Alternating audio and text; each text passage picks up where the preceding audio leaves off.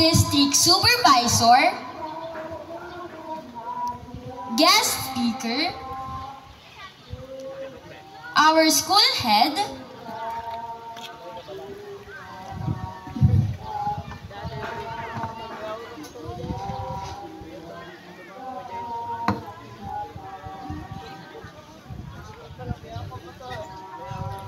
Ma'am Kathleen de Guzman,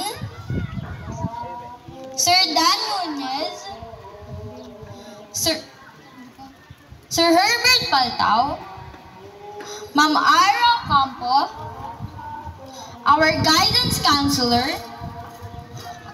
teachers, beloved parents, co-graduates, friends, ladies and gentlemen, a blessed afternoon to you all.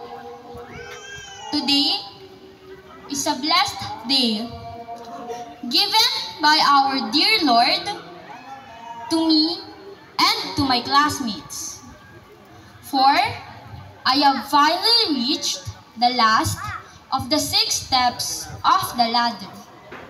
6 long years of joys and pains, which I have shared with my loving teachers and classmates.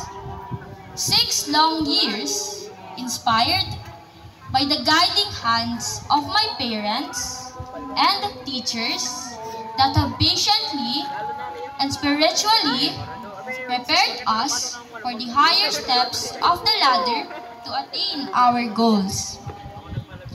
As we take the next steps, we should be aware of all the hardships and temptations that will block our way toward the fulfillment of our dream.